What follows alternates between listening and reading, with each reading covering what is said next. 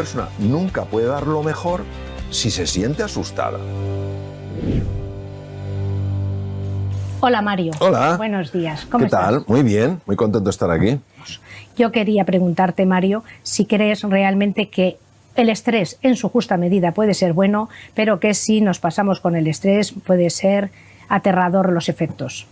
Pues fíjate, la persona que realmente nos reveló el impacto del estrés en el ser humano fue el profesor austriaco Hans Selye. Él estudió en la Universidad Alemana de Praga y llevó a cabo toda su carrera de investigador en la Universidad McGill en Canadá. Entonces él distinguió perfectamente dos tipos de estrés. Uno de ellos necesario en la vida, para crecer, para mejorar, para desarrollarnos y para evolucionar. ¿Quién no necesita un estímulo para avanzar, para ir aprendiendo cosas nuevas, para hacer frente a nuevos retos, a nuevos desafíos? Pero él también detectó otra forma de estrés a la que dedicó muchos años de su vida, que es muy nociva para la salud. Es el distrés. Él utilizó las lenguas clásicas para mencionar eustrés, el positivo de escribir, y distrés, el negativo. El distrés es el estrés crónico, es decir, una forma de estrés sostenida que no deja espacio para que una persona se recupere, para que se renueve. Entonces, efectivamente, es una buena analogía la que tiene que ver con la condimentación de los alimentos, y es cierto que el distrés, el estrés negativo, es muy dañino para la salud, para las tres dimensiones, para la dimensión del cuerpo, la de la mente y la dimensión anímica. Según los últimos datos del Ministerio de Sanidad, 2,5 millones de personas, de españoles, consumimos ansiolíticos y antidepresivos a diario. ¿Qué podemos hacer para que no sean tan necesarios los ansiolíticos? Porque vivimos más estresados que nunca, me parece. Sí, bueno, en medicina hay una palabra un poco rara que se llama etiología. Etiología quiere decir el origen de la enfermedad. Nosotros podemos tratar los síntomas, podemos tratar los signos de una enfermedad. Pero para eliminar una enfermedad, necesitamos conocer la etiología, el origen de esa enfermedad. Entonces, obviamente, los ansiolíticos, los antidepresivos están tratando los síntomas y los signos. Una persona que está con una ansiedad crónica, constantemente preocupada por el pasado, por lo que puede suceder, o una persona que está pues deprimida, viendo el aspecto oscuro de la vida, pues un ansiolítico, un antidepresivo le puede ayudar. Pero ¿qué hay en el origen? Desde mi punto de vista, en el origen hay dos cosas. Primero, la deshumanización brutal de la sociedad. Es decir, no nos tratamos como seres humanos, con esa dignidad, con ese respeto que corresponde a nuestra dignidad como seres humanos. Y en segundo lugar, desde mi punto de vista, es la separación de la dimensión espiritual de la existencia. Entendiendo por dimensión espiritual un sentido de trascendencia, es decir, la voluntad de reconectar con nosotros mismos a un nivel profundo, la voluntad de reconectar con los demás reconociendo la diversidad, pero en lugar de tolerarla o enfrentarnos a la diversidad, celebrándola. Y en tercer lugar, es la conexión, el encuentro con la naturaleza, con nuestra madre la naturaleza, es decir, no sometiéndola a nuestros caprichos ni a nuestras ambiciones y nuestra avaricia, sino sencillamente respetándola. Entonces, si nosotros cuidáramos esa dimensión más humana, si nos tratáramos con más cariño, con más cercanía, si supiéramos escuchar mejor, si verdaderamente pudiéramos entrar en el silencio, aprender a centrarnos, salir del barullo mental, si aprendiéramos a mimar un poco más a la naturaleza, a disfrutar lo que es un paseo por el campo, por un bosque, frente al mar, necesitaremos muchísimo menos ansiolíticos y antidepresivos. Sí, desde luego. Sin género de duda. Desde luego. Ahora se ha puesto muy de moda, se hacen hasta excursiones para abrazar árboles. ¿Realmente crees que esto es una moda pasajera? ¿O esto de abrazar árboles, ya que me estás hablando del contacto directo con la naturaleza, tiene un impacto realmente en tu estado emocional? Sí, vamos a ver. Ya desde la sabiduría ancestral se habla de que el ser humano ha experimentado tres desconexiones, de las que he hablado antes: la desconexión con uno mismo, la desconexión con los demás y la desconexión con el mundo. Es decir, de alguna manera recuperar el sentimiento de unidad es precioso en el ser humano. Entonces, cuando tú te reconectas contigo misma, probablemente sientes como un abrazo, ¿no? Cuando te reconectas con los demás, ¿qué quieres? Abrazarles. Cuando te reconectas con la naturaleza, te gustaría abrazar a la naturaleza. Bueno, los árboles representan una parte preciosa de la naturaleza. Es decir, si nosotros entendemos que es un elemento simbólico, que representa ese deseo de recuperar la sensación de unidad, me parece un gesto precioso. Muy bonito. Vamos, de hecho yo lo he hecho con frecuencia. Sí, claro. Vas abrazando. Hay un árbol. Mario abraza árboles. Sí, hay un árbol, un tejo en Inglaterra que tiene más de 2000 años y he estado unas cuantas veces ahí y por supuesto que ha abrazado ese árbol. ¿Y notas algo? Después de dar ese abrazo, ¿en ti hay algo que cambia? Bueno, vamos a ver. El ser humano quiere llevarlo todo a la faceta intelectual. Ya. Y yo creo que hay cosas muy bonitas que son sensaciones que desafían el intelecto. Y por supuesto que noto sensaciones. Por supuesto que yo ese tejo, cuando yo pienso en ese tejo no pienso en algo ahí distante, un árbol que no tiene nada que ver conmigo. Pienso en algo que siendo distinto a mí no es tan distante. Pero llega un momento que ni abrazar árboles, ni el contacto con la naturaleza, ni todas el mindfulness y tal, nos hace suficiente impacto en nuestras emociones como para que no se nos cronifique el estrés. ¿Hay algo? ¿Nos puedes dar algún consejo para, antes de que se cronifique, paliarlo? Bueno, vamos a ver, si una persona cuida su dimensión física, ¿no? Si una persona cuida su dimensión mental y cuida su dimensión anímica, no tiene por qué hacerse crónico el estrés. Lo que pasa es que hay que plantearse qué entendemos por cuidar las cosas. Es decir, si yo no dedico un tiempo a lo largo del día pues a entrar en silencio, a hacer ejercicio, si no cuido lo que como, si no tengo relaciones de calidad, no establezco vínculos emocionales, pues la verdad es que no es raro que viva bajo el distrés. Lo que tenemos que tener en cuenta es una cosa que es muy importante. Las circunstancias pesan y las dificultades que experimentamos son reales. No podemos negarlas, no podemos ignorarlas. Tampoco podemos ignorar el poder que tiene el encuentro con otro ser humano, con la naturaleza, con uno mismo, en la transformación de las condiciones internas. Y las condiciones internas sí afectan a las circunstancias. Lo que sucede dentro de nosotros sí busca su expresión fuera de nosotros. Entonces, tenemos que ser muy cautos y no considerar que somos simples víctimas de las circunstancias, sino que somos co-creadores de la realidad. Y eso nos tiene que llenar de alegría, de ilusión y de confianza. Sí. Entonces nos tomaremos en serio el cuidado del cuerpo, el cuidado de la mente y el cuidado del alma. Pero luego llega el ámbito laboral, que es el que vamos a entrar ahora, y las encuestas dicen que el 73% de los españoles trabajadores padecen estrés. ¿Nos puedes dar algún tip para que durante nuestra propia jornada laboral, cuando estamos trabajando, que es eso que te acaban de tu jefe te acaba de echar la bronca o no está de acuerdo con lo que has hecho y normalmente nos entra esa ansiedad, ese estrés que nos creemos ya incapaces de hacer las cosas? ¿Algún tip de estos así rápido para decir, venga, haz esto, fulano, y verás tú cómo baja tu grado de estrés de forma inmediata? Vamos a ver, la situación de burnout es una situación generalizada. O sea, no es que nos pueda venir el burnout, es que ya estamos ahí. Una parte muy importante de la población está en burnout o pueden caer en burnout. La situación está estar quemado. De hecho, la fase burnout la describió el profesor Hans Selye, se ha puesto de moda ahora, pero él la describió hace muchos años. Entonces, ¿qué se puede hacer en una situación de burnout? Primero describamos qué es el burnout. Burnout es una situación en la que una persona está experimentando ciertas cosas a nivel físico, a nivel mental y a nivel anímico. ¿Qué está experimentando a nivel físico? Agotamiento, mala salud, insomnio. ¿Qué está experimentando a nivel mental? Irritabilidad, tendencia al aislamiento, falta de ilusión por las cosas, falta de compromiso. ¿Qué está experimentando a nivel anímico? Un desconectarse con la vida, una falta de interés por la vida. Entonces, estas cosas se solucionan a 3 niveles. Primero, a nivel individual. Segundo, a nivel colectivo. Y tercero, a nivel estructural. ¿Qué es a nivel individual? Para que una persona salga de burnout, tiene que estar dispuesta a tomarse en serio, pasar del cuadrante de burnout al cuadrante de recuperación o renovación. No puede pasar directamente al alto rendimiento si antes no se recupera. Y eso tiene que tomarse en serio el cuidado del cuerpo, el cuidado de la mente y el cuidado de la dimensión anímica. Y hay mucha información sobre eso. No es una cosa difícil de encontrar.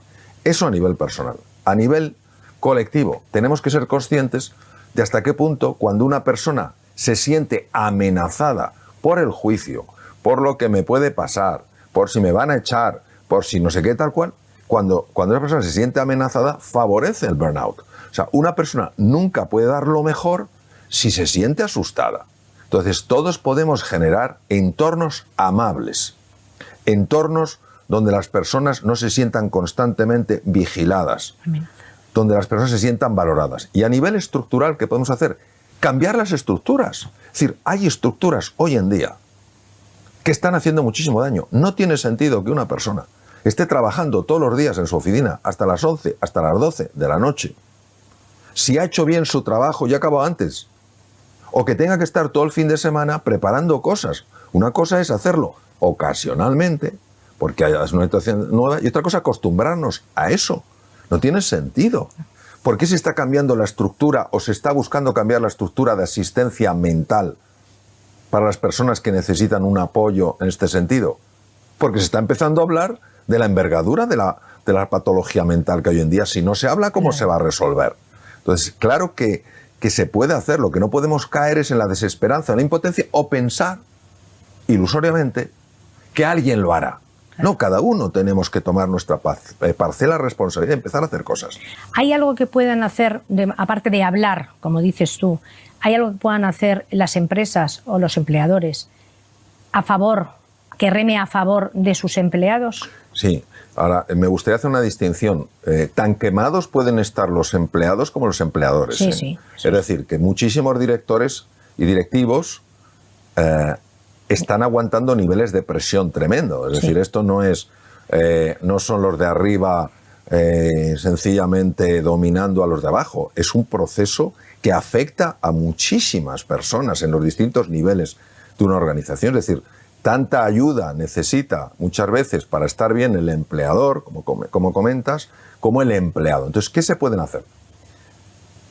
Se pueden hacer muchas cosas. Por ejemplo, hay una empresa que lo que ha hecho es, antes de empezar la jornada laboral, ha habilitado un espacio para que las personas que quieran puedan practicar durante 10 minutos mindfulness antes de empezar a trabajar. Y es masivo el número de personas que se apunta. Hay empresas que están ofreciendo opciones mucho más sanas para comer, hacerlo más fácil. Hay empresas que han decidido que a partir de cierta hora ya no se está en la oficina. ¿Hay alguna medición que indique que ese rendimiento ha subido, que están más felices? ¿Se puede medir el grado de felicidad que hayan podido o no? ¿O es una apreciación? ¿O es lo mismo que lo de los árboles? No hay que medirlo. Vamos a ver, hay dos tipos de mediciones que se pueden hacer cuando se está hablando del bienestar. Hay una medición que es una medición puramente psicológica, es decir, tú le das un test a una persona y te dice cómo estabas antes y cómo estás ahora. ¿Ha habido un cambio? Y te dice sí o no, lo que se llama qualia, es la experiencia interna. Hace años esto no se valoraba, hoy ¿cómo no se va a valorar? Si una persona meditando está mejor, ¿por qué no se va a valorar eso? Pero luego hay otros tipos de mediciones, se pueden medir desde niveles de cortisol, desde la tensión arterial, niveles de azúcar, es decir, montones de cosas que tienen que ver con el síndrome del burnout. Y por supuesto que se ve, pero ¿cómo no se va a ver? Esto se lleva investigando hace montones de años. Pero es que hoy en día, además, lo que sabemos es que no solamente este cuidado del bienestar afecta a la salud física y mental de una persona, es que afecta a los resultados. Eso. Si es que está demostrado que una persona cuando está ilusionada, cuando está motivada, es una persona que rinde mucho más. Y que cuando una persona está asustada, se siente llena de ansiedad o ha perdido la esperanza. Se bloquea.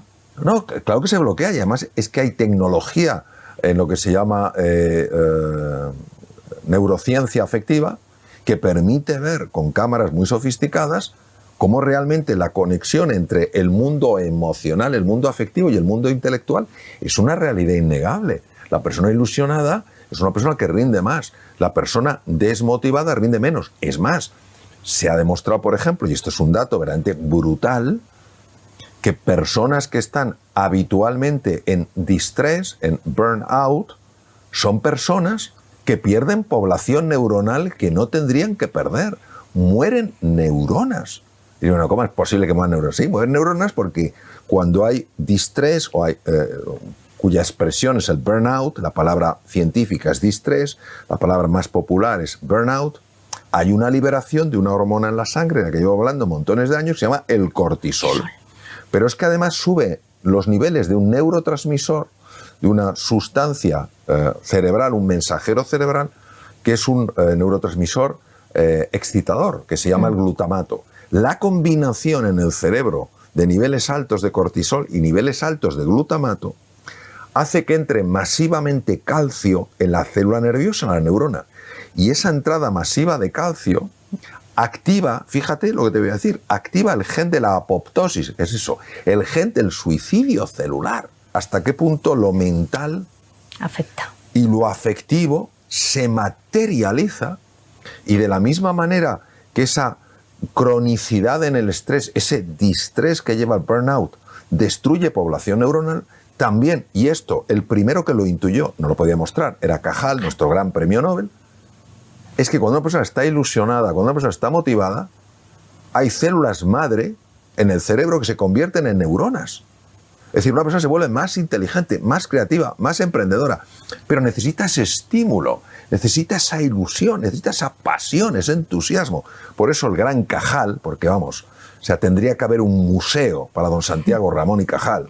Cajal decía, todo ser humano, si se lo propone, fíjate, no está hablando, no, es que yo no puedo hacer nada, no, si se lo propone, puede ser escultor de su propio cerebro. En aquel momento pensaban que Cajal hablaba metafóricamente. Cajal intuía algo que no podía demostrar con la tecnología. Hoy la neuroplasticidad es un hecho. Es un hecho, claro que sí. Como es un hecho que tenemos un segundo cerebro en el intestino con 100 millones de células nerviosas y que está directamente relacionado con el cerebro y que fíjate tú si nos afecta, que cuando dices la expresión se me ha cerrado el estómago, que viene, vamos, totalmente a colación del estrés, se me ha cerrado el estómago, se me ha hecho un nudo en el estómago. ¿Qué relación hay entre la salud mental y el intestino? Porque hace unos años era como, esto no tiene nada que ver. Sí, el primero que lo descubrió fue un profesor de gastroenterología, catedrático en la Universidad de Columbia en Nueva York. Y efectivamente, los órganos tienen distintas dimensiones. El tubo digestivo tiene una dimensión que es muy clara, que es el procesamiento de los alimentos. Nosotros comemos cosas, el tubo digestivo se las arregla para desestructurar esas cosas como si hubiera un rompecabezas y algunas piezas dicen, uy, esto tengo que dejarla marchar y otras las tengo que absorber porque son fundamentales para la salud. Así se había entendido el tubo digestivo durante muchísimos años. Hasta que se descubrió efectivamente que había millones de neuronas en el tubo digestivo que no funcionan independientemente del resto del sistema nervioso, sino que están en constante conexión a través de neurotransmisores, a través de productos químicos, a través de señales nerviosas con el cerebro intracraneal. Entonces, ¿cómo influye? Influye muchísimo. ¿Por qué? Porque el tubo digestivo tiene dos poblaciones de bacterias. Unas serían las buenas, los bacteroidetes, y los otros son los malos, los firmicutes. Dentro de los bacteroidetes tenemos las bifidobacterias y los lactobacilos. Entonces, ¿qué hacen los buenos? Los buenos están intentando proteger la barrera intestinal para que no entren productos tóxicos. Porque si entran productos tóxicos, llegan al cerebro y lo inflaman. Y la inflamación cerebral está asociada a cuadros como la ansiedad y la depresión. Cuando empiezan a ganar los malos, los firmicutes, entonces los bacteroidetes ven reducida su acción y empiezan a colarse productos tóxicos que producen inflamación cerebral y son, al parecer, una de las causas de enfermedad de Alzheimer. Aunque es una enfermedad compleja, uno de los factores puede ser eso. Entonces, tú fíjate que cuando una persona está muy estresada, lo primero que se produce es una parálisis del tubo digestivo. Se le quitan las ganas de comer.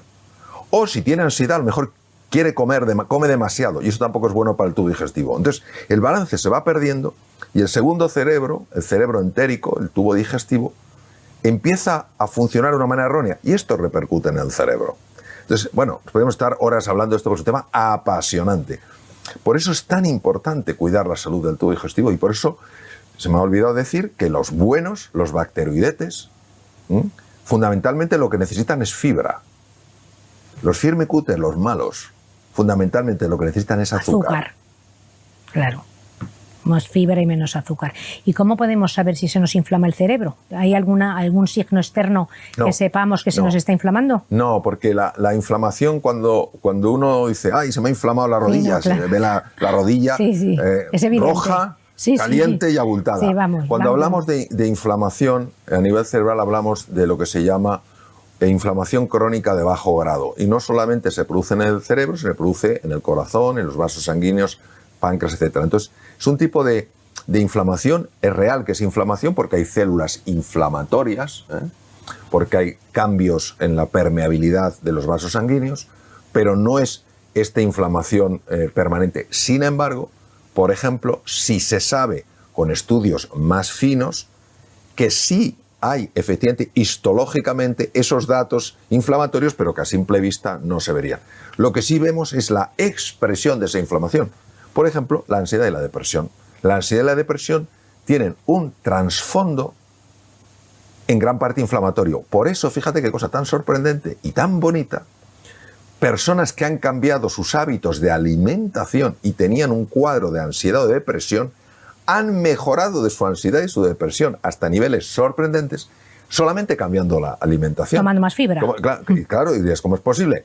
Porque los bacteroidetes empiezan a ganar. A ganar la batalla. A ganar la batalla. Uno dirá, ¿pero por qué están los firmicutes? Bueno, pues porque tenemos gérmenes. Parte podemos entenderlo y parte no. Los firmicutes sí hacen algunas cosas favorables, favorecen la absorción de ciertas grasas, etc.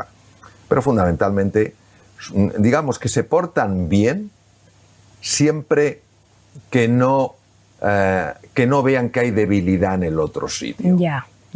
Esto es como, por ejemplo, nosotros en la piel tenemos estafilococo dorado.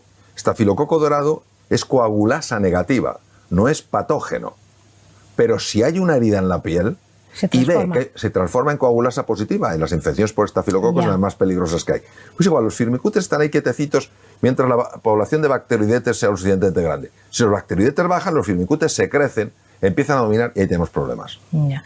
Bueno, pues aparte de la alimentación, otra herramienta que tenemos que nos favorece muchísimo el controlar el estrés es la risa, tanto la risa real de Duchenne como la ficticia. Entonces, a mí me llamó mucho la atención, precisamente preparando esta entrevista, un experimento que hicieron en 2 universidades americanas, que seguro que conoces el experimento, que tenían que ver 2 grupos de personas, viñetas divertidas. Pero a un grupo le obligaban a tener el lapicero entre los labios y el segundo grupo entre los dientes, con la condición de que no pudiese tocar para nada el lapicero los labios. Entonces el cerebro se creyó, que es lo que quiero que me expliques ahora, cómo al cerebro podemos engañarle de esa manera, que simplemente forzando una sonrisa con un lapicero entre los dientes, el cerebro puede llegar a creerse que está feliz, y de qué manera esto es tan importante para mitigar a lo mejor síntomas de depresión y estrés, aparte de la fibra. Bueno, esto es precioso. Fíjate, si nosotros observamos un cerebro desde fuera, veremos que tiene 4 lóbulos: el frontal, el parietal, el temporal y el occipital. Pero hay una gran cisura, es muy interesante porque esta cisura, la mitad de esta cisura, es decir, de esta hendidura, le faltaba a Albert Einstein. Y estaba cubierta de neuronas. En lugar de existir esa especie de apertura, está cubierta de neuronas. Pues si tú esa cisura de Silvio, la separas, aparece el lóbulo escondido, el lóbulo invisible, el 5.º lóbulo o ínsula de Ryle. Ryle fue el descubridor. La ínsula de Ryle es una de las estructuras más apasionantes del cerebro humano. ¿Por qué? Porque contiene el esquema entero del cuerpo. El mapa. El mapa entero del cuerpo. Y es uno de los mapas de los sentimientos. Es decir, la ínsula de Ryle es capaz de cambiar un pensamiento en un sentimiento. Y una emoción. Pienso que no puedo, acabo sintiendo que no puedo. Y es capaz de hacer que el cuerpo reverbere con ese sentimiento. Pienso que no puedo, siento que no puedo, mi cuerpo no puede. Pero la ínsula de Ryle no solamente es un paso de dirección corteza cerebral a cuerpo, es también de cuerpo a corteza cerebral. Entonces, cuando tú tienes una disposición de tu cuerpo propia de un estado de alegría, como es una sonrisa, la ínsula de Ryle, que tiene perfectamente mapeada la cara, interpreta que se halla esa sonrisa, aunque sea una sonrisa, en este caso forzada por un lapicero, que tú estás contento o que tú estás contenta. Entonces, como es un mapa de los sentimientos, sí, esa posición corporal empieza a transformarla en un sentimiento estar bien. Y empiezas a pensar en las cosas buenas que hay en tu vida. De hecho, en estas viñetas, los que tenían el lapicero en los dientes las veían súper divertidas y los otros no. Claro. Siendo las mismas viñetas. Claro, porque ten en cuenta que la percepción es un fenómeno cerebral, es un fenómeno, es una creación mental. Si yo estoy alegre por la mañana, el desayuno me va a saber más rico que si me levanto triste. El café huele mejor. El café huele mejor, el té está más rico, etc. Entonces, ¿qué ocurre? Que no le damos importancia al cuerpo, y también somos cuerpo. No es que tengamos un cuerpo, es que también somos cuerpo. Por eso la nutrición, por eso el descanso, por eso la postura, el gesto y el ejercicio físico tienen tanto impacto en nuestra forma de sentir. Desde luego. Y todos estos pensamientos negativos que podemos tener tan recurrentes, ¿hay alguna manera para reconducirlos? Sí, por supuesto que sí. La forma de reconducirlos es la meditación. Es la meditación. Nunca enfrentarse al pensamiento. Nunca enfrentarse al pensamiento porque lo refuerzas. No intentar convencerte que no tienes que pensar eso. Llevar tu atención a otro sitio. Yo suelo poner el siguiente ejemplo. Es un ejemplo muy antiguo y viene de la sabiduría oriental. Nosotros somos como el cielo. Y pasan las nubes. Las nubes van a pasar, pero no tiene el cielo que irse detrás de ellas. Entonces, si el cielo quisiera luchar contra las nubes aumentarían de tamaño, porque donde pones la atención lo refuerzas. Entonces tú sencillamente tienes un pensamiento, ¿vale? Pues el pensamiento, ¿qué cenaré hoy? ¿Lo ves? Pero no te arrastra. ¿Qué es arrastrarte? Te ves cenando, lo que vas a cenar. Ya te ha pillado. Entonces la atención la llevas al aquí y a la hora. Entonces esto es muy bonito porque hoy en día la neurociencia contemplativa ha demostrado que en la distracción hay una red que se llama la red neuronal por defecto, que está asociada no solo a menor eficiencia, sino además peores relaciones sociales y peor salud. Pero que cuando uno se centra en el presente, en el aquí y en la ahora, en la respiración, en el cuerpo, en las sensaciones que tienes, los pies sobre el suelo, el cuerpo en el sillón, entonces desactiva la red neuronal por defecto y se activa la red ejecutiva central. La red ejecutiva central está asociada con una mejora en la salud, una mejora en la eficiencia, una mejora en las relaciones. Pero esto es un entrenamiento. El que quiera tener control sobre su atención tendrá que desarrollar la musculatura de la atención. Es decir, acostumbrarse a estar más tiempo en la red ejecutiva central, en la red de atención, y menos tiempo en la red de la distracción. Sí. Hablando de musculatura, para hacer también un poco de musculatura cerebral, el ejercicio físico es tan bueno para el cuerpo como para la mente. ¿Qué tipo de ejercicios recomiendas para que nuestros niveles de estrés y de ansiedad bajen? El ejercicio aeróbico, es decir, aceleramos el corazón y la respiración, está asociado ya, sin género de duda, en base a la investigación, a la liberación de neurotrofinas. ¿Qué son neurotrofinas? Son el gran descubrimiento de la premio Nobel italiana Rita Levi-Montalcini, una mujer maravillosa que murió con 102 años. Neurotrofinas son sustancias que favorecen que algo crezca. Es como si fuera el abono. Sí. Tú abonas una parcela y crecen cosas. No abonas, pues no crecen cosas. Entonces, ese abono, hay muchos tipos de abono. Uno es el VEGF, otro es el IGF, otro es el BDNF, que son las siglas de estas palabras: Brain Derived Neurotrophic Factor, factor proinsulínico, factor de crecimiento endovascular, etc. Todos esos abonos los fabrica el cerebro cuando uno hace ejercicio físico aeróbico. Ahora bien, es muy importante a partir de cierta edad, 40, 45, también hacer entrenamiento cuidadoso, bien dirigido con pesas, porque la musculatura es importantísimo para que no se dañen las articulaciones, para que no se pierda funcionalidad. Hay que tener en cuenta que una de las principales causas de muerte en las personas de más de 65 años son las caídas. Las caídas y con la cadera. Claro, te rompe la cadera, luego tienes complicaciones pulmonares, las que sean. Entonces, eso es muy importante. Pero es que además el cuerpo está leyendo la musculatura. La ínsula de Rayleigh, el lóbulo oculto, el quinto lóbulo, está leyendo la musculatura. Una persona que se vea fuerte, no es que tenga que presentarse a un concurso de culturismo, se sienta fuerte, se va a sentir más capaz. Sabemos que la postura sí influye. También que te sientas fuerte, que te veas una persona fuerte. No hablo de ser un forzudo, una forzuda, pero verte fuerte, también eso implica en tu sensación, en tu estima, en tu propia valoración. Y a nivel cerebral me imagino que liberas endorfinas. Sí, claro, por supuesto. Hay tres tipos de hormonas que están muy asociadas con el bienestar. Las endorfinas, que son opiáceos endógenos producidos por el cuerpo. La dopamina, que es una hormona muy involucrada con la ilusión. La serotonina, que es una hormona fundamentalmente asociada con estados de felicidad, aunque en algunos casos, pero esto nos llevaría tiempo a hablar, puede aparecer en otros estados. Eso es lo que normalmente se activa cuando tú haces ejercicio físico. Pero hay otra que también llevo muchos años hablando de ella, una hormona, que se activa cuando lo haces con otras personas. Cuando además de estar tú haciendo ejercicio físico a nivel por tu cuenta, pues lo haces con un grupo de amigos, un grupo de amigas, y estás disfrutando. Y entonces se libera también oxitocina. Entonces esas 4 hormonas son tremendamente beneficiosas y totalmente asociadas a los estados de bienestar.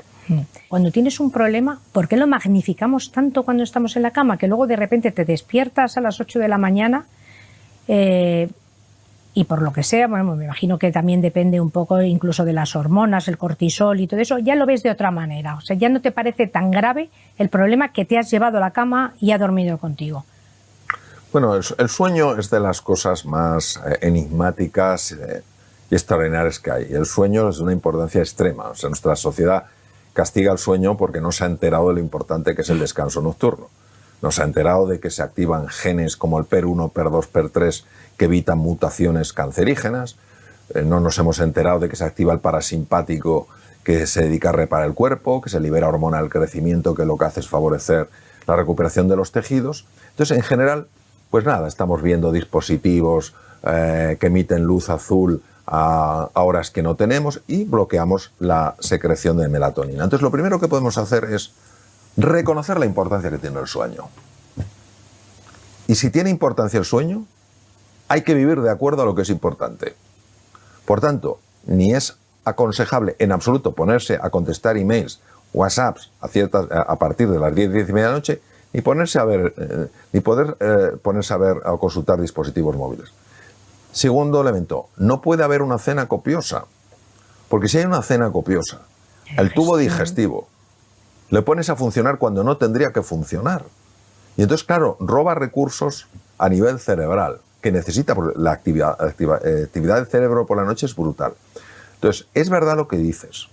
Es verdad que la preocupación afecta directamente al sueño, porque el sueño es un proceso muy delicado. Entonces, ¿nosotros qué podemos hacer? A nivel físico, lo que podemos es no ver, no consultar dispositivo de emisión azul, cenar ligero. Puede ayudar también no hacer ejercicio físico antes de dormir, pero sí dar un paseo, porque un paseo puede relajar bastante. Luego, asumir que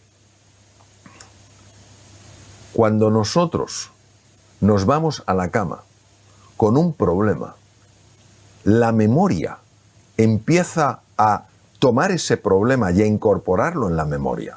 Por eso es tan importante hacer un ejercicio de gratitud antes de acostarse.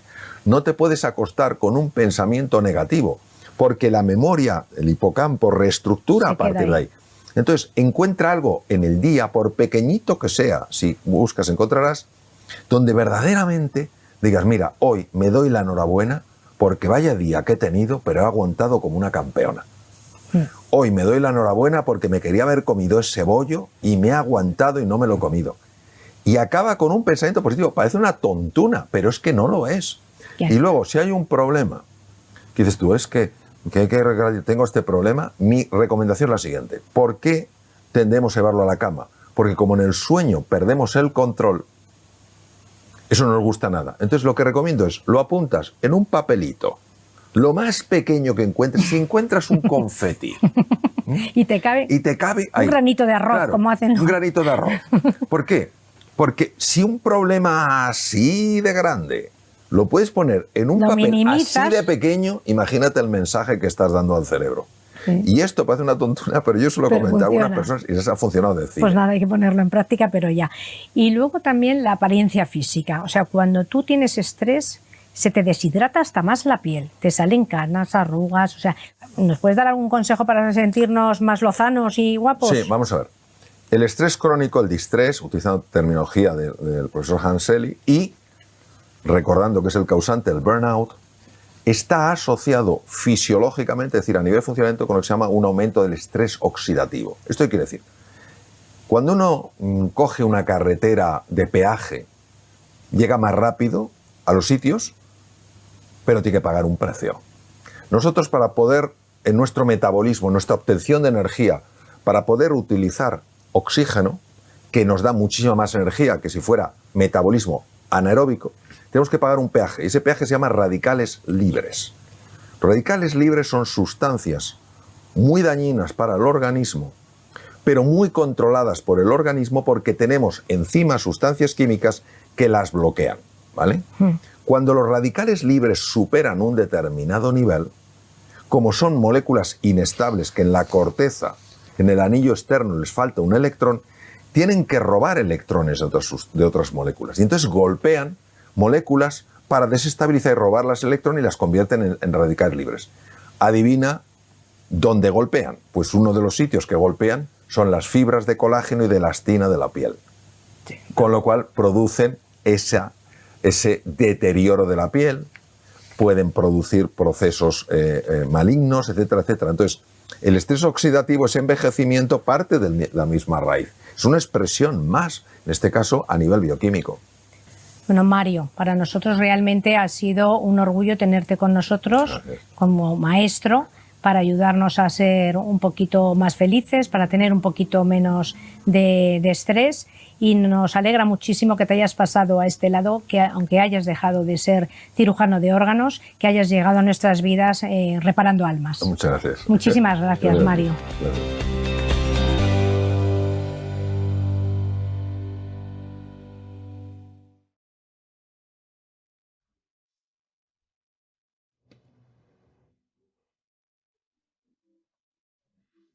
I would say that celebrating life is realizing that being alive is something extraordinary, that being able to breathe, to see, to hear when you are lucky enough to have these senses working is extraordinary, that being surrounded by people who love you is extraordinary, and that there is always some reason to celebrate life, even very difficult times.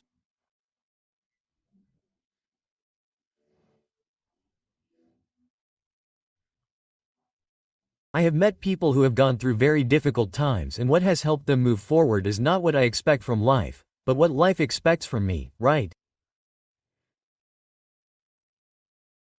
Well, when a person, even in difficult times, is more aware of what they have than what they lack, in some way, even in such complicated situations, it can be like a bomb that helps them move forward in a kinder way, as a more balanced person. I believe that not knowing how to live is not knowing how to take advantage of what one has in the present moment. For me, not knowing how to live means always thinking about the future and running away from the present, as if the present, even moments of that extraordinary difficulty that we sometimes talk about, did not also offer things of exceptional beauty, right?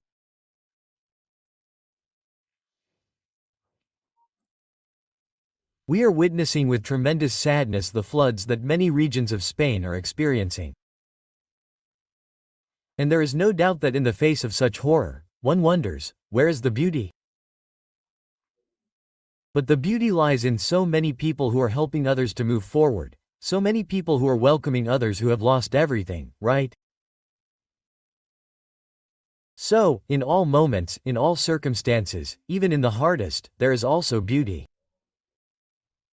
So, I believe that we must not lose sight of the fact that this is also part of life.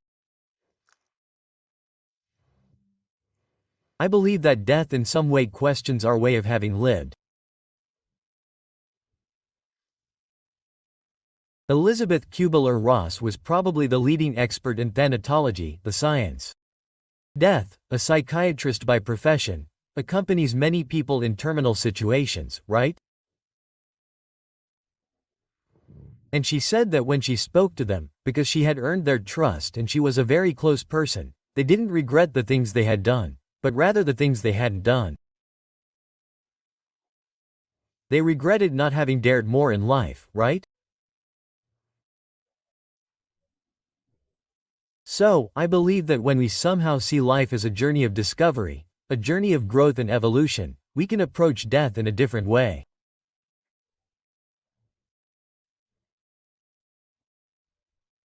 There is a story of a truly shocking death written by Plato.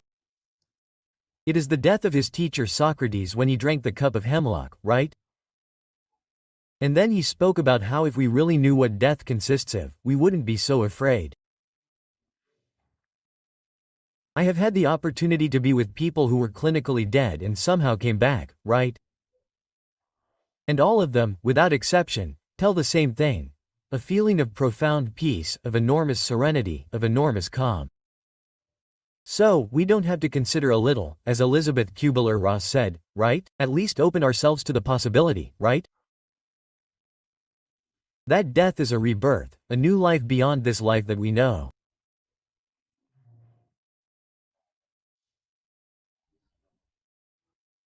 And I believe that this can somehow reduce our fear, our anguish at that moment in which we will leave this plane, perhaps, hopefully, I believe so, to enter a new plane where of course we can experience serenity and possibly a joy that we cannot even imagine. We must understand that, in a process of loss, there is mourning, and in that mourning there is shock, there is sadness, there is fear, sometimes anger, annoyance. We try to find someone to blame or something that, in some way, seems to us to be the origin of what has happened. And I believe that these emotions are natural in human beings, that is to say, sadness is natural in human beings, fear is natural in human beings. What we have to do is not get stuck in those emotions, that is, allow those emotions to flow. That is called the process of mourning. And little by little, over time, with the support of other people, with the values and principles that one clings to in such difficult times, we recover that acceptance of what that serenity is, and then joy can be reborn.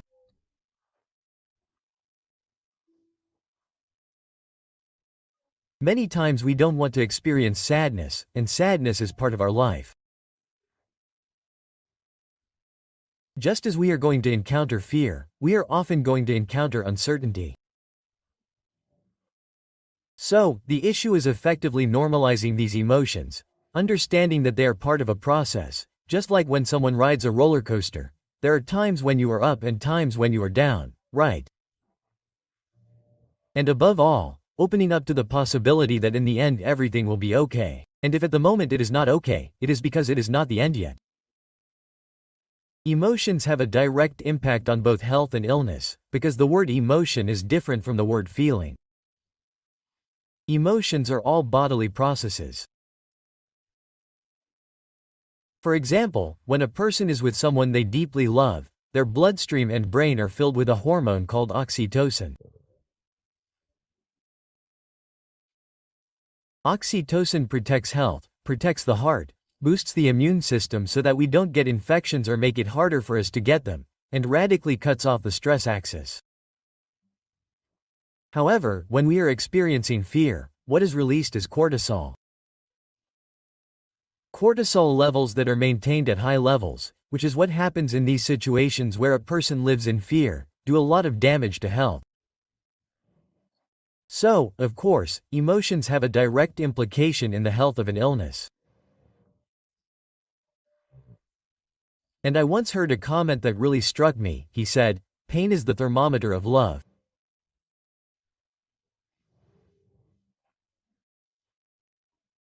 In other words, when a person is in great pain because they have lost a loved one, the real loss and the key loss that is going to affect us, why don't we also celebrate how lucky we were to have enjoyed that person? There are many people who may not cry as much or feel as much pain when losing a loved one. This may not necessarily be the case, but perhaps they did not have as much connection with that person, nor did they enjoy their presence as much. So, just as expiration follows inhalation, death follows life, and it is a process that we have come to accept naturally. So, let's weigh the two, the pain of loss and the celebration of life. There was an ancient civilization in Mexico called the Toltecs. The Toltecs were a very warlike people, let's be honest. And because they did not know if they were going to be alive the next day, They made sure that each day was a celebration of their life. So, it is true that by not thinking about death, we often stop thinking about life. We have the feeling that death does not exist. Therefore, if I have a confrontation with a family member today, I will resolve it tomorrow. If today I have something that is ruining my day, well, I will wait for tomorrow to have something to celebrate. Instead of saying, how would I live my life if I knew that this was the only day I had left? I would probably use it in a different way, right? What happens is that when you put death out of your mind, you turn it into a taboo, and many times you forget to live fully. What role does communication play at the end of life? This is a question that Elizabeth Kubler-Ross also asked herself, and she came to some extraordinary conclusions. As a doctor, she worked at Central Hospital in Chicago. Although she was Swiss, she married an American, moved to the United States, and realized that people who were terminally ill, as soon as they started talking about what was distressing them, their family would say, "No, don't talk about it, it's not going to happen, it's not going to happen." So, that fear they had about that world that was so unknown, well, it prevented them from sharing their feelings.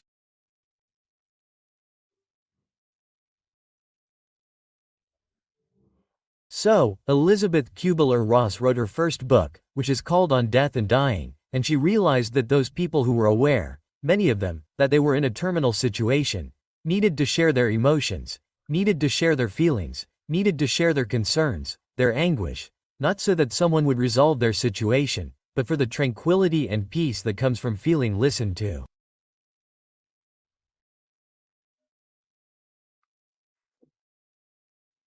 We all know that when we have a problem and we share it with someone, even if they don't give us the solution to the problem, what a relief we experience when we say, "Look, I felt listened to, I felt listened to." And that's what Kubler-Ross discovered, the power of communication, even in the final moments of life. Words, of course, have a somatic effect. Of course they do. It has been shown, for example, in the United States, a study was conducted in which a series of volunteers were invited to look at a screen with negative words. Depression, tunnel, anguish, death, everything, negative words. Blood was drawn from them and sent to the laboratory for a technique called radioimmunoassay. The words joy, hope, excitement, dawn were changed. Blood was drawn again, and they were impressed to see the difference in hormone levels. In the first case, when the words were negative, cortisol, the chronic stress hormone, had shot up, while when the words were positive, cortisol had plummeted. In other words, there is no doubt that words have an impact on the body, not only what is said, but the way in which it is said. And this is important because many times, we do not realize that the truth, even if something is said that is true, without compassion it is cruelty. Yeah. Hay cosas que no las puede alterar ni el tiempo ni el espacio, y entre ellas está el cariño. Muchos de vosotros sabéis que soy una persona muy cercana al mundo de la meditación, al mundo de la quietud, y he buscado en distintos campos, en distintos caminos. Leí mucho sobre el Zen se aproxima mucho a lo que yo quería conocer, entender los grandes escondites de la mente, por qué a veces las personas sufrimos tanto, por qué a veces tenemos todo y nos sentimos tan poca cosa, por qué enseguida rivalizamos, por qué nos cuesta entender a la otra persona, por qué los padres muchas veces hacen todo lo que pueden por sus hijos y viven un desagradecimiento por parte de los hijos, por qué muchas veces los hijos dicen mi padre, mi madre no me entiende. Y lógicamente uno, a nada que esté medianamente despierto, se da cuenta de que hay algo en la mente que no funciona suficientemente bien. Y cuando uno viaja a sitios muy desfavorecidos, todavía tiene más claro que hay algo en la mente que no funciona bien. Y por eso ha sido mi obsesión, mi magnífica obsesión a lo largo de los años, desde que tengo 17 años aproximadamente, y antes de ayer cumplí 68, ha sido mi magnífica obsesión, lo digo magnífico, magnífica porque me ha llevado a sitios que nunca hubiera soñado estar, como por ejemplo esta casa de la que luego hablaré. Pues esta magnífica obsesión me ha llevado humildemente a entender algunas cosas que realmente nos pueden ayudar a vivir bastante mejor de cómo vivimos. No solo a nivel de salud, aquí hay grandes médicos, sino también a nivel de bienestar y de felicidad. El camino no ha sido fácil, ha sido un camino de 50 años, pero sí que he podido de alguna manera vislumbrar de qué va la cosa. No puedo decir ni muchísimo menos que he descubierto la piedra filosofal, porque sería un verdadero absurdo. Por mi parte, sí he visto cosas que cuando las aplicamos realmente nos transforman la vida. Me han ayudado a mí a transformar muchos aspectos de mi vida, a mejorarlo sin duda, y creo que compartirlo también de alguna manera ha ayudado a otras personas. Hoy estamos en un sitio muy especial y me gustaría hacer referencia a las palabras de Rafael del Pino, el padre de la presidenta, de María del Pino, el abuelo de también mi querida amiga María. Todos tenemos una gran tarea por delante. Es decir, que no nos despiste lo que estamos viendo alrededor, que no nos desanime, que no nos haga caer en la impotencia y la sensación de desesperanza. Porque cuando uno sabe que tiene una gran tarea por delante, sale una fuerza que ni se imagina. Mirad, muchos de vosotros sabéis que mi fellowship en cirugía lo hice en Boston, en un hospital que se llama Beth Israel Deaconess, de la Universidad de Harvard, y yo recuerdo el momento en el que más se testó mi resistencia física. Nunca pensé que pudiera llegar hasta ahí, 18 horas seguidas operando. El profesor Michael Steer, catedrático de la universidad, y yo tuvimos que operar 3 enfermos sumamente complejos y entre enfermo y enfermo solo nos dio tiempo a ir al cuarto de baño. 18 horas de pie. ¿Cómo es posible que un cuerpo normal como el mío, que no es un cuerpo atlético ni jamás lo ha sido, cómo es posible que un cuerpo pueda aguantar 18 horas quieto? Después tuve 1 hora para dormir, solo 1 hora, porque luego seguía trabajando. Claro, nos metimos toda la noche operando. Y es porque fuimos conscientes de que teníamos una gran tarea por delante. Esto no se nos debe olvidar. Todos los que estamos aquí tenemos una gran tarea por delante. ¿Y cuál es esa tarea? Mejorar el mundo, de la manera en la que podamos. Puede que sea de una forma sencilla, alegrando un poco el día de una persona. Puede que sea, pues, de una forma un poco más sofisticada, teniendo un impacto de alguna manera más global. La de contribuir a que el conocimiento heredado de otros, junto con nuestro particular valor añadido, siga transmitiéndose a las siguientes generaciones en libertad. Hay 2 tipos de libertad, queridos.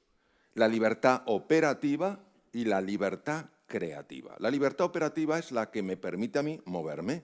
Yo soy libre de venir al atril o de salir por la puerta y es una libertad importantísima. Nadie quiere renunciar a ella.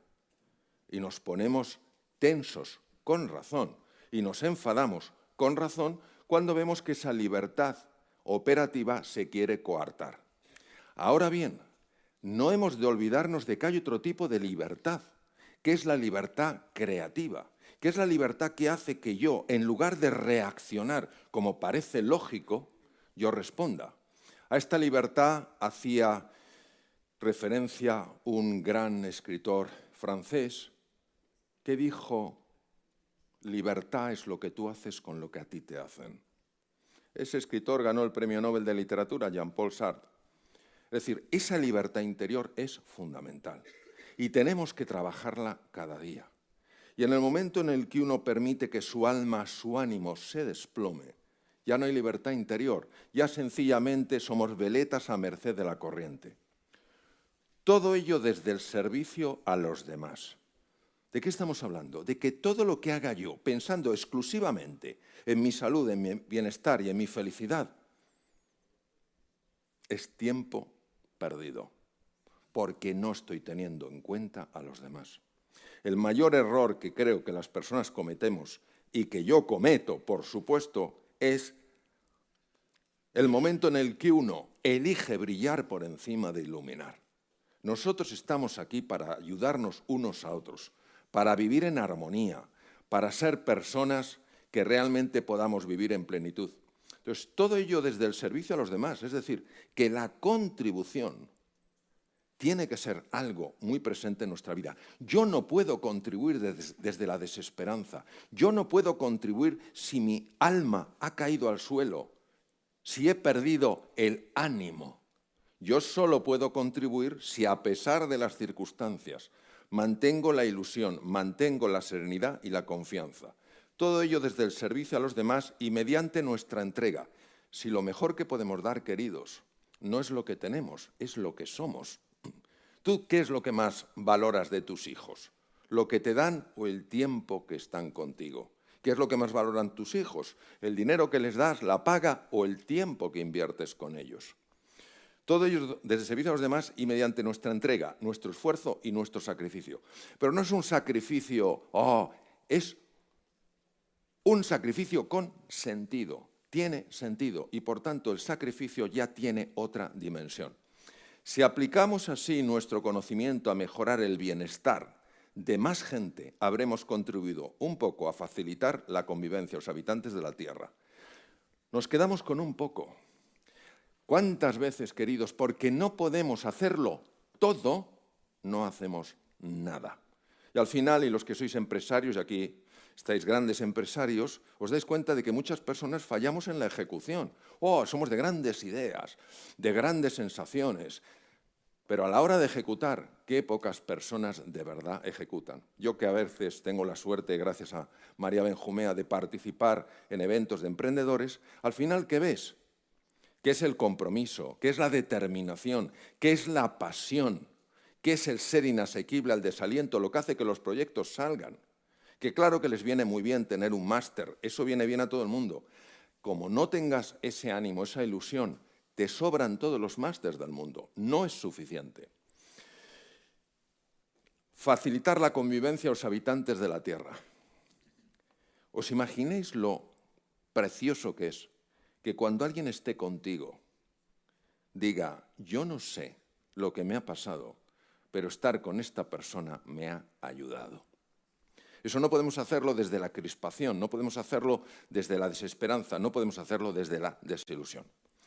El camino del despertar es, para mí, el libro personalmente más profundo que he escrito. No lo he podido escribir antes porque no había tenido experiencias como las que he tenido y que me han llevado a escribir este libro. Experiencias que muchas veces uno no las elige, experiencias que de repente suceden muchas veces en el atardecer de tu vida, cuando de repente ves cosas y dices, ¡alá! ¿Pero cómo no había visto esto? ¿Cómo no me había dado cuenta de esto? Y entonces intentas, de alguna manera, con mayor o menor habilidad, plasmarlo con unas palabras, con unos dibujos, con una música. Y hoy tengo la increíble fortuna de presentaros esta última obra, que ojalá sea de vuestro agrado, El camino del despertar. No es una obra sencilla. No es una novela en el sentido de que tiene parte novelada, parte de lo que es el viaje del héroe, es una parte como muy de ficción, pero la mayor parte del libro, del Camino del Despertar, es un libro que te invita a entrar en tu interior, a pasar del yo, de tu personalidad, de quien te crees que eres, a el no yo, es decir, a la realidad de quién eres. Porque es muy característico que a alguien le preguntes, ¿quién eres? Bueno, yo, Mario, soy médico. No, eso es tu profesión. Bueno, pues soy escritor, no, eso es otra parte de tu profesión. Bueno, yo soy español. No, eso es tu nacionalidad. Y al final nos damos cuenta que la única manera de contestar a la pregunta ¿quién eres? Es decir, yo soy, y punto. Y cuando tú entiendes la fuerza del ser, entiendes que no hay que vivir con miedo, que no hay que vivir con desesperanza, que no hay que vivir amargado, sino que la vida es un canto a la ilusión. Pero está habiendo una música que no la oímos y por eso no bailamos. Bueno, yo siento una profunda gratitud de estar hoy con vosotros. Yo sé que algunos de vosotros habéis hecho un esfuerzo, yo diría que sobrehumano, para estar aquí. Y cuando yo hago la presentación de un libro, lógicamente, cómo no, me gusta que el libro se venda. Pero yo tengo que tener muy claro que no estoy aquí, no estamos aquí para vender libros, sino de alguna manera, para daros algo que independientemente de que el libro lo compréis o no, digáis, me ha valido la pena este tiempo invertido pues en esta sesión.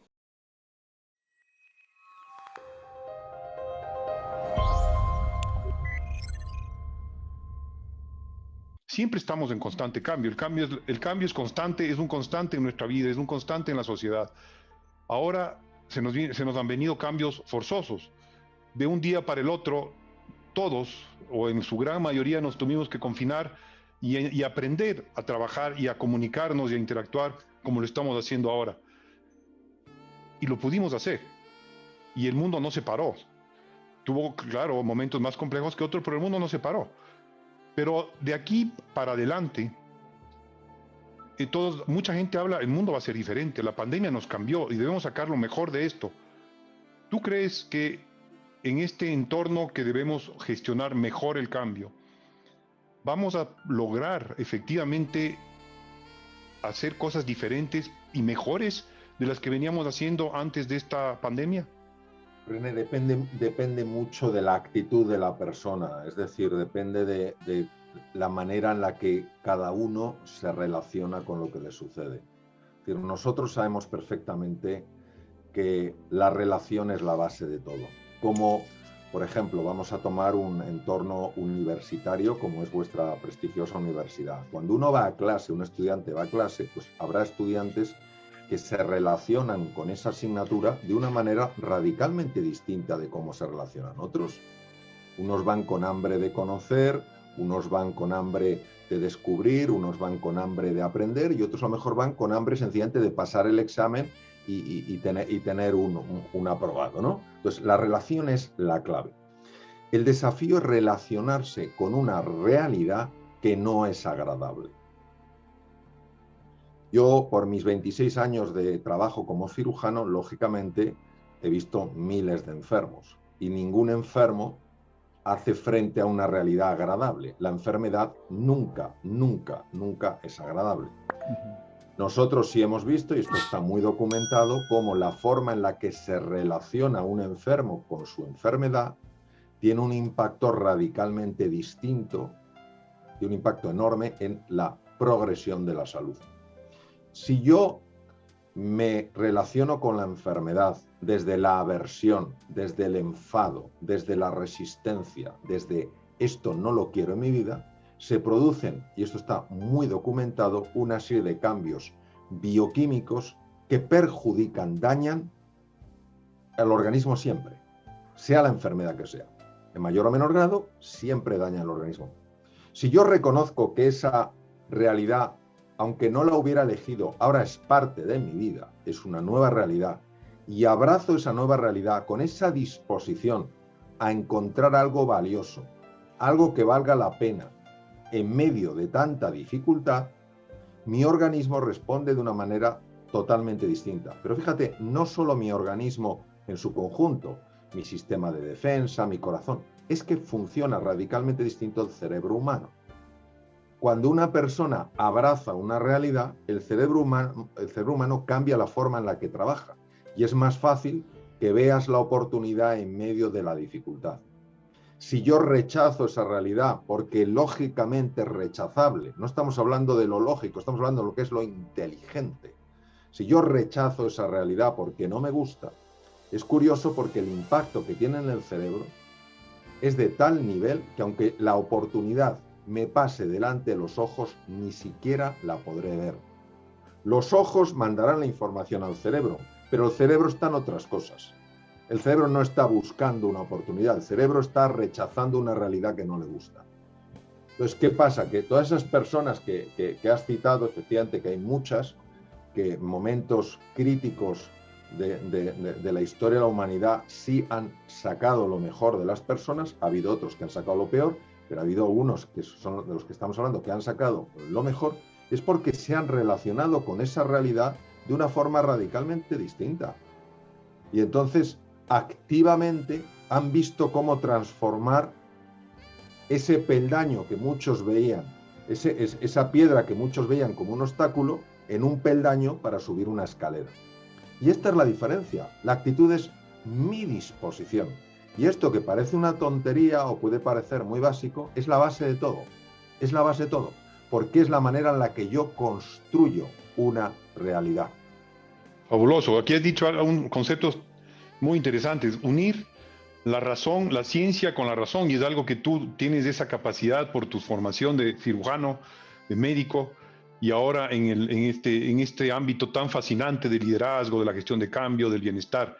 Entonces, unir lo uno con lo otro pues es fundamental. Y algo que has dicho fundamentalmente también es la actitud, y eso es algo que el líder debe tener, es decir, frente a un momento adverso, complejo, ¿qué hago? ¿Lo rechazo, lo niego o lo acepto y lo afronto? Que es básicamente lo que hay que hacer todo el tiempo. Y eso son decisiones que uno toma en la vida todo el tiempo. Entonces uno se puede convertir en el día a día en un líder definitivamente, asumiendo las realidades y tratando de sacar y ver más allá de lo que está ocurriendo en este momento. Creo que es algo fundamental. Como te decía, el tema del cambio constante que tenemos ahora nos va a llevar a seguir actuando y profundizando en estas características de los líderes, ¿no? Y aquí también surge otros conceptos, que es la autoridad, el poder y el influir, ¿no es cierto? Porque, claro, un líder tiene autoridad, definitivamente, o debe ganarse esa autoridad, yo creo que más bien es así. Y ahí ¿cómo relacionar estos temas, autoridad, poder, liderazgo, para lograr este acompañamiento y llevar adelante a las personas y a las organizaciones en estos momentos tan complejos que vivimos? El poder lo da la posición. El poder, potestas, lo da la posición. La capacidad que tienes por tu posición de premiar y castigar. Un padre, una madre, una familia tienen poder. Tú, como director general, tienes poder. Ocupas un puesto muy relevante en la universidad. Tienes poder. Pum, pum. La autoridad no la da el cargo. La autoridad la dan las personas. La dan las personas cuando tú te conviertes en una referencia. Esta es la primera distinción. Entonces, cuando la gente te sigue por poder, te sigue por miedo. Cuando la gente te sigue por autoridad, te siguen porque quieren seguirte. Ese es el primer tema. Entonces, quien tiene poder y no tiene autoridad, manda, pero no es capaz de influir si no tuviera ese cargo. Quien tiene esa autoridad, aunque no tenga cargo, puede influir porque se ha convertido en una referencia. Entonces, no tenemos que confundir lo que es la posición con lo que es la naturaleza esencial del liderazgo. ¿Cuál es el ideal? El ideal es que una persona que tiene poder también tenga autoridad. ¿Por qué? Porque entonces los cambios se implementan mucho más rápidamente. Lógicamente. Si el presidente de una empresa tiene poder y tiene autoridad y dice, señores, hay que ir por ahí, eso baja a toda velocidad. Si el presidente de una empresa tiene poder y no tiene autoridad, y el jefe de un departamento tiene poder y tiene autoridad, ese departamento irá muy bien. Ahora tardará mucho más en extenderse esa influencia positiva, ese impacto por el resto de la empresa. Muy interesante. Incluso lo que tú dices, si es que hay poder y no autoridad, alguien que tenga autoridad y no poder, eventualmente puede no estar en la línea de lo que la empresa quiere, y hay que entender bien cuáles son los canales de transmisión de esos objetivos, de transmisión de esas necesidades, porque creo que es fundamental lo que tú has dicho. Poder más autoridad es la mejor combinación, y es a donde nos deben llevar los líderes de las organizaciones. Veo que podríamos seguir hablando de muchísimas cosas, dada tus conocimientos y lo fascinante que ha sido yo creo que para mí, para todos los que nos van a escuchar esta entrevista. Sin embargo, en honor al tiempo y al tuyo sobre todo, ¿qué mensaje final nos dejarías ahora en estos momentos que estamos viviendo? En cuanto al liderazgo, en cuanto al cambio, y acompañar estos temas con el bienestar de las personas, con tratar de que las personas no... Esta realidad que estamos viendo ahora ha afectado mucho el bienestar familiar, el bienestar personal. sea por condiciones, por las condiciones mismas de trabajo, por las condiciones económicas que estamos viviendo. Todo eso ha tenido un impacto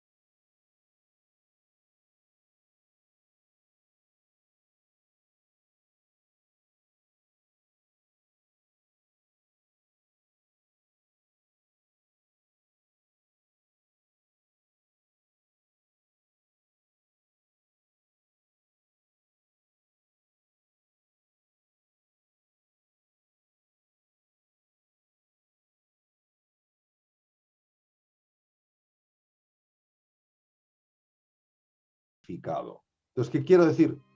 Que de la misma manera que no estamos solos, ¿no? Y es el momento más importante en el que esto se note, la solidaridad, ¿eh? El cuidarnos unos a otros, el ocuparnos unos a otros y no sencillamente la expresión que se ocupen de mí y yo de qué me ocupo. También una confianza más nuclear, más central, en que no somos sencillamente agentes pasivos de lo que sucede, sino que con nuestra forma de pensar, de sentir y de actuar, estamos teniendo un impacto mucho mayor del que imaginamos. El gran inventor, probablemente de los más grandes inventores que han existido, Nikola Tesla, dijo: si queremos entender los secretos del universo, hay que empezar a hablar un poquito más en términos de energía, vibración y frecuencia. Cuando una persona activa esa ilusión, porque se siente un poco, al menos, protagonista de lo que le sucede, eso no se queda dentro de la persona. Eso sale fuera de la persona y se manifiesta de múltiples maneras verdaderamente sorprendentes, que llevan no solo a esta sorpresa, a este asombro, sino a una profunda gratitud.